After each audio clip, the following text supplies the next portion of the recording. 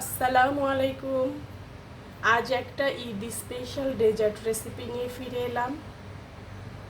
এটা বানাতে আমার প্রথমে এরকম 2 কাপ চিনি লাগবে।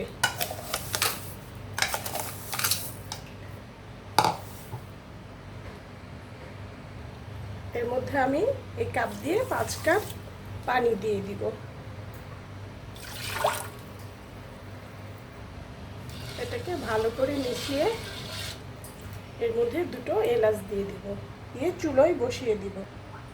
এখানে আমার 3 টেবিল সুজি আছে। এটাকে আমি 3 টেবিল চামচ দুধ দিয়ে 10টা মিনিটের জন্য ভিজিয়ে রাখবো।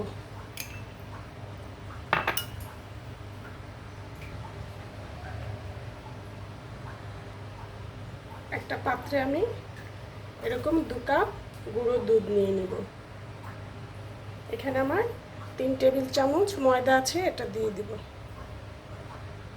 এখানে আমি 1 চা চামচ বেকিং পাউডার অ্যাড করব। আমার ভেজানো সুজিটা এর সঙ্গে মেশাবো।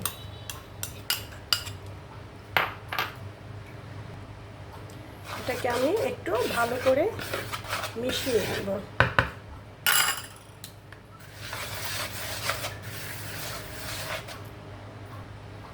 আমি এর মধ্যে 2 টেবিল চামচ ঘি দিয়ে দিয়েছি।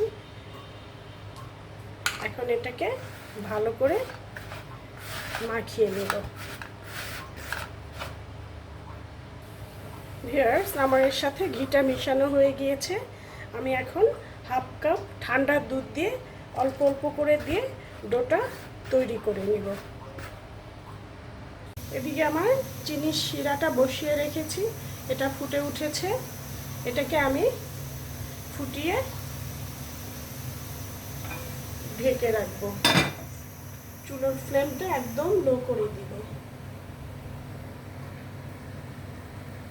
ভিউয়ার্স, আমি এর সাথে এখন একটু কালার অ্যাড করব। ভিউয়ার্স, আমার এটা এইরকম হবে। ভিউয়ার্স, আপনারা চাইলে আমি যে কালারটা অ্যাড করেছি এটা আপনারা দুধের সঙ্গে মিক্সড করে এটা মাখাতে পারেন। আমি এখন এটাকে ছোট ছোট বলে শেপ দিয়ে নিব। ভিউয়ার্স, আমি একটু হাতে তেল মাখিয়ে এটাকে গোল গোল করে শেপ দিয়ে নেব। ভিউয়ার্স, আমি এগুলোকে এরকম শেপ দিয়ে বানিয়ে নিয়েছি। এখন এগুলোকে আমি ভেজে নিব। ভিউয়ার্স, আমি এটা খুব হালকা আছে একটা একটা করে ছেড়ে দিব।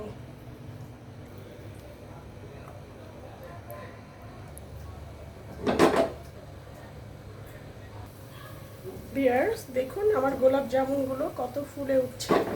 আমি এখন এগুলোকে আস্তে আস্তে উল্টিয়ে দিব। আমার এগুলো মিডিয়াম টু লো ফ্লেমে হবে। আমি একটু লাল করে এগুলোকে ভেজে নিব। ভিউয়ার্স, আমি এগুলোকে এরকম কালার করে ভেজে সামান্য একটু কেসর অ্যাড করব। আমি মিষ্টিগুলো এর মধ্যে ছেড়ে দিব, দিয়ে আমি এটাকে ঢেকে 4-5 মিনিট জন্য একটু ফুটিয়ে নিব। এগুলো ফুটে উঠেছে। আমি এখন চুলো বন্ধ করে 2 ঘন্টার জন্য ঢেকে রেখে দিব। আমার মিষ্টিগুলো সুন্দর হয়ে গিয়েছে, বেশ বড় বড় হয়ে ফুলে গিয়েছে। আমি এগুলোকে তুলে সাজিয়ে নিলাম। দেখুন সুন্দর হয়েছে দেখতে। ভিউয়ার্স, আমি একটা মিষ্টিকে কেটে দেখাবো। দেখুন কতটা স্পঞ্জি হয়েছে। ভিউয়ার্স, হয়ে গেল আমার গোলাপ জামুনের রেসিপি। যদি আপনাদের ভালো লাগে প্লিজ লাইক, শেয়ার, কমেন্ট, সাথে সাবস্ক্রাইব করবেন। সকলেই ভালো থাকেন। আল্লাহ হাফেজ।